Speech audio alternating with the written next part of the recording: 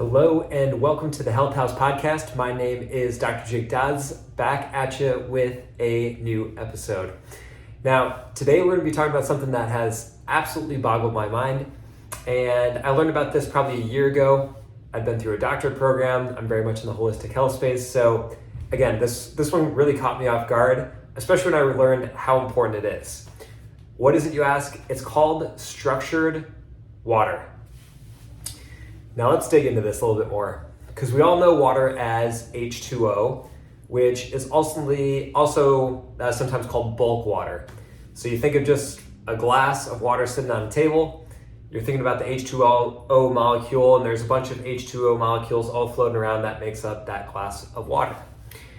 So a book came out by Gerald Pollack in 2013 called The Fourth Phase of Water.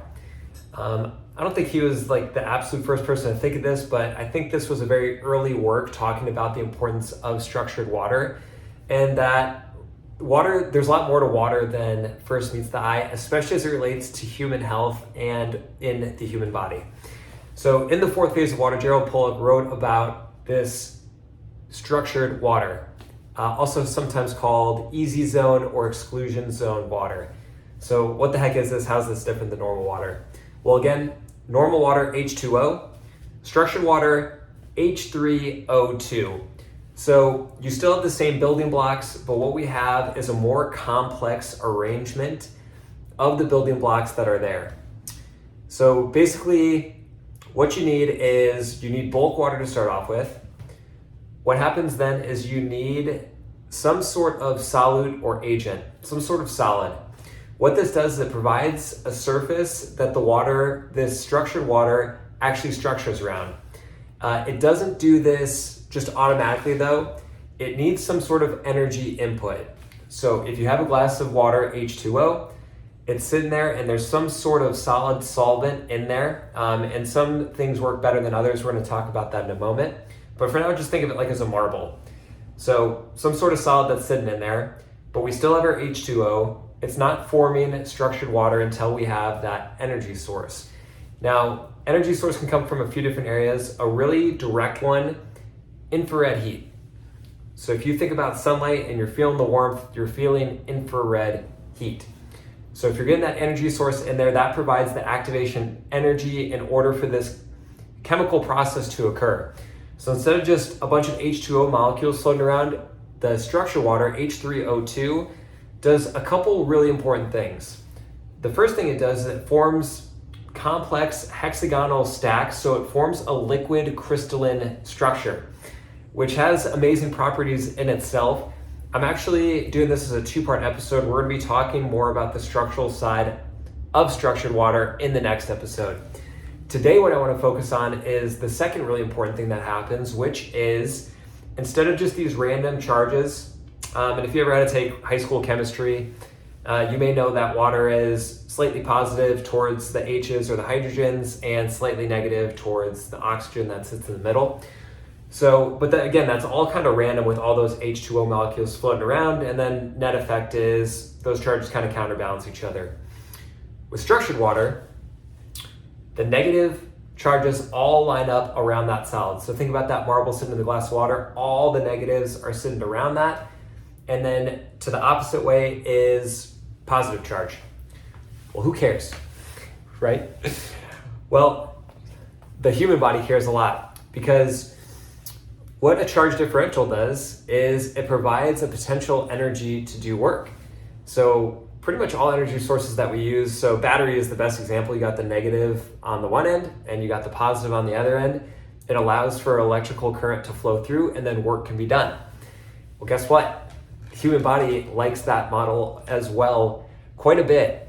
So we have structured water all throughout our body, and a couple really key points is, first of all, it lives a ton in our fascia. So if you haven't listened to the fascia episode yet, go back and do that so you have a better understanding. But we have a complex microtubule network of fascia that's all throughout the body. It's been known as a connective tissue. It's now being better understood as a tremendous way for the human body to communicate with itself and pass electrons through, which we have already also talked about, electrons being the energy currency of the body. So let's bring this back in, right? Because so many people are dealing with brain fog, fatigue, headaches. They feel like their body's not feeling well. They feel like they want to exercise, but they feel like they don't have the energy, or they do exercise and then they feel like they need 5 days to recover.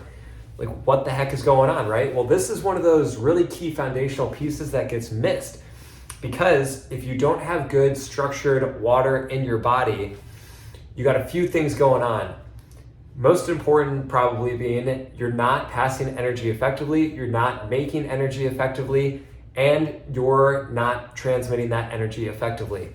So from that standpoint, making sure that you have good structured water is super important. So if you've ever been inside all day in front of your computer, and at the end of the day, you're feeling really thirsty, you feel dehydrated, you feel low on energy, guess what? Your structured water is down. If you've been on an airplane, if you're kind of bombarded by all that stuff that comes on airplanes, you're under the bright artificial lights all day, again, it depletes the structured water.